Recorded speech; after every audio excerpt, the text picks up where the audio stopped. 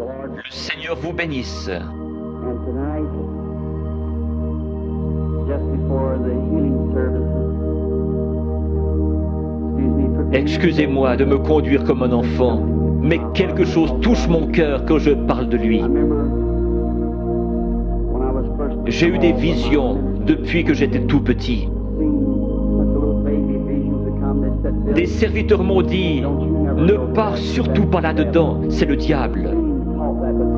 J'ai cru en partie que les visions étaient fausses. Alors, cette nuit-là, il est venu vers moi et m'a dit qui il était. Je sais qu'il est ici maintenant. Je connais sa présence. Je sais que je l'aime. J'ai pensé, comment puis-je être un démon et aimer le Seigneur Jésus? Et il est venu et m'a dit autre chose. Je le crois lui parce que cela correspond à la parole de Dieu. Ce n'est pas le cas pour leur parole. Il se peut que ce soit la première fois que je vous rencontre.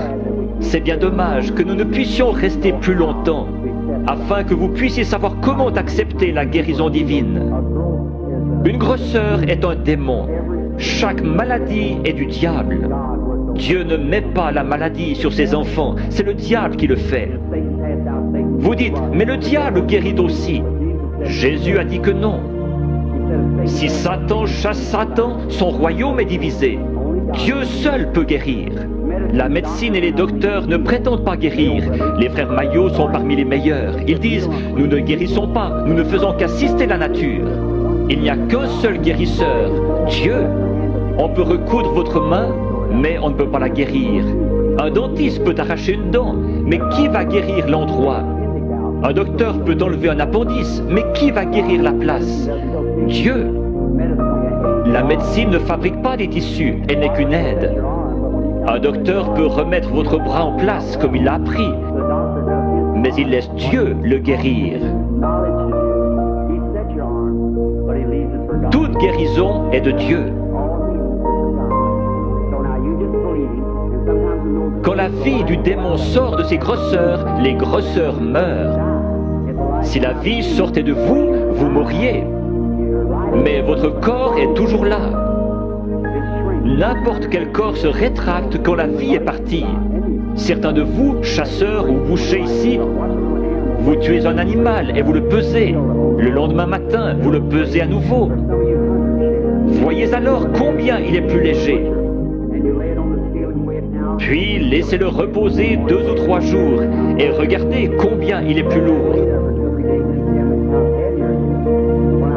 Quand une grosseur meurt, le démon, lequel est une vie, sort de la tumeur, du cancer, de la cataracte. Chaque personne ici provient d'un germe et a développé des cellules. Ces cellules suivent la nature de la vie qui est en elles, formant ainsi l'homme. La cellule qui vient du chien fait un chien, de l'oiseau un oiseau. Le démon vient sous la forme d'une grosseur, mais pas obligatoirement, et commence à développer des cellules. Le cancer fabrique des cellules et grandit. Il a une vie. C'est pareil à vous qui viviez et vous développiez dans le ventre de votre mère. Mais cette vie-là n'est pas votre vie, c'est une vie différente. Vous avez la vie pour vivre. Ça, c'est une vie de mort. Elle n'a rien à faire en vous. Qui l'a mise là? Le diable. Le cancer, la tumeur viennent d'un germe. Vous aussi, vous venez d'un germe. La personne qui a la cataracte, quand l'esprit s'en va, elle dit « Je peux voir ». Le lendemain, elle voit encore mieux. Mais après environ 72 heures, la corruption s'y installe. Pour Jésus, les cellules ne se sont pas corrompues. Il est mort le vendredi après-midi et ressuscité le dimanche matin. David avait dit « Je ne laisserai pas son âme au séjour des morts, ni ne permettrai à mon sein de voir la corruption ». Ces cellules commencent à se diviser après 72 heures. Quand cela commence à enfler, la tumeur grossit et votre cœur doit purifier le flux de sang.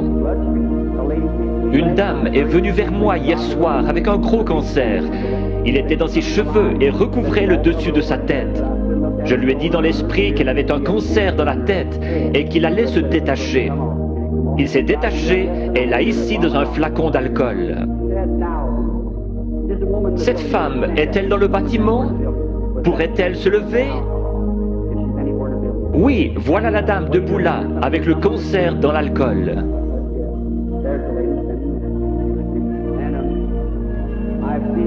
Je les ai vus devenir blancs et tomber directement sur l'estrade.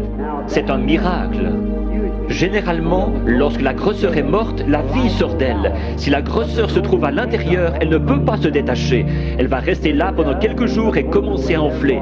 Alors les cellules vont se décomposer et vous deviendrez très malade, avec de la fièvre. C'est une sorte d'infection.